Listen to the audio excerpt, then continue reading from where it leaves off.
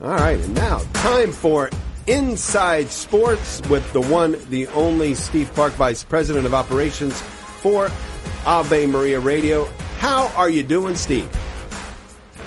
Dave, I'm doing great. A lot better than the Toronto Maple Leafs and the Denver Nuggets. Both had their seasons come to an end Sunday, losing in blowout fashion, both of them. Not very entertaining for the fans whatsoever.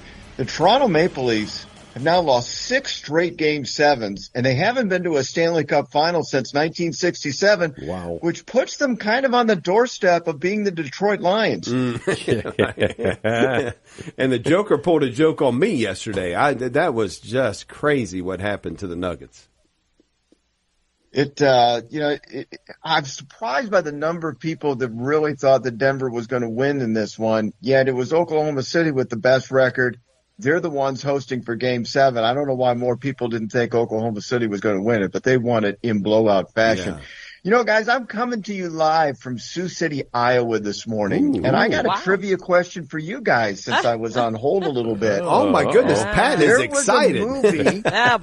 There was a movie filmed in Dyersville, Iowa.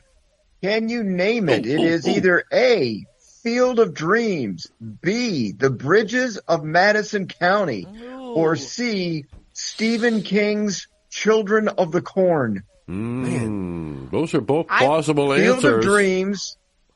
I'm a gardener, so I kind of like The Bridges of Madison County thing. Or Stephen King's Children of the Corn.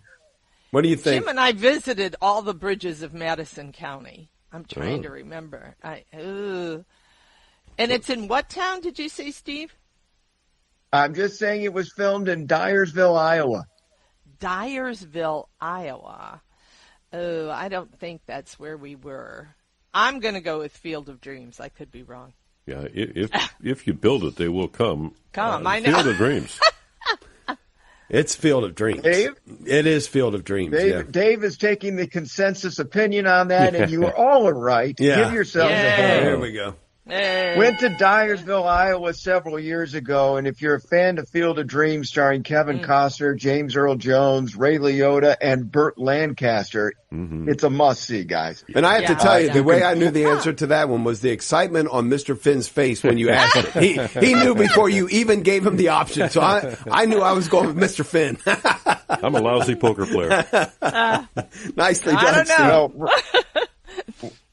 Ron, if you're ever in Iowa, you got to go to Dyersville. I went several years ago. If you're a fan of this movie, you can go on the field right now and play on the field for free. You can go out there and play your own pickup game.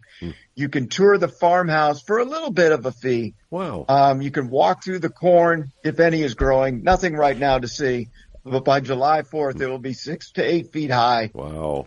You can even sit in the bleachers where the co-stars sat a good portion of the movie. Wow. My son got in at bat. He got on base. Nice. He watched a kid lose the ball in the sun and take one in the face. Oh, It was an incredible weekend. Wow. And be careful of the hot dogs there. They've been known to choke kids.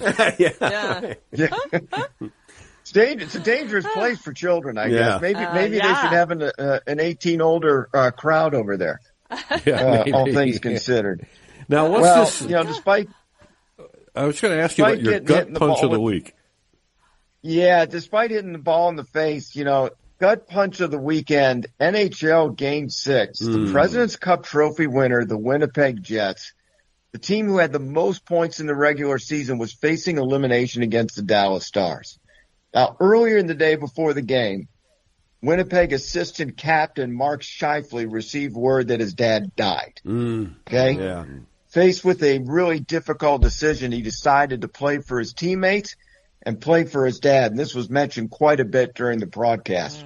Scheifele would then open the scoring and score the team's only goal heading into overtime. Yeah. Wow. But the Jets would be shorthanded in sudden death OT because Scheifele was penalized for tripping. Yeah, right. Go into the game into overtime. Dallas would score during the penalty, winning the series, eliminating the Jets, and Scheifele could only watch in isolation from the penalty box, powerless to change it. Scheifele was visually devastated over the outcome, And it proves that in sports and in life, it doesn't always end with the perfect Hallmark movie script. Boy. An endearing moment, though, at the end, some of the longest embraces for Scheifele came from the opponents. Yeah. The Dallas Stars, who in the handshake line, every one of them all had words and hugs for the man whose dad's passing suddenly became very real as hockey could no longer provide the distraction from grief. Yeah, just an amazing moment to watch. And I didn't watch the entire match, but my goodness, to see that.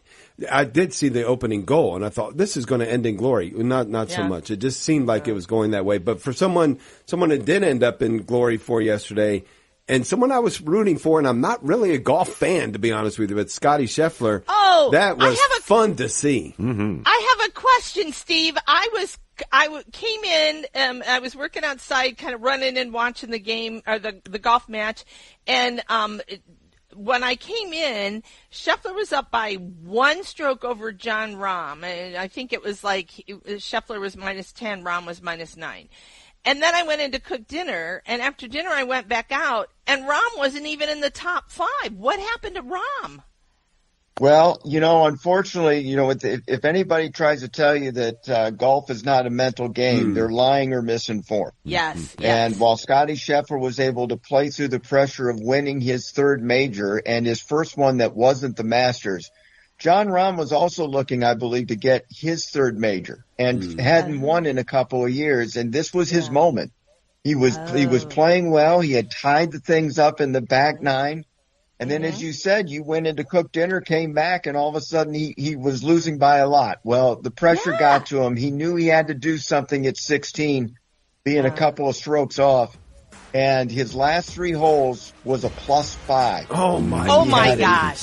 Wow. He had a bogey, a double bogey, and a double bogey. Oh, my goodness, on the last 3. And, wow. It's one thing, and you got to applaud athletes. They want to go for the win. But that ending, probably cost him about $500,000 as he finished in a tie for 8th or 9th. Exactly. Yeah. Wow. Right, I know, of course, I like Scotty Scheffler, so that's great. It's good to see him win. Thanks, Steve. Inside the game. Have a great day.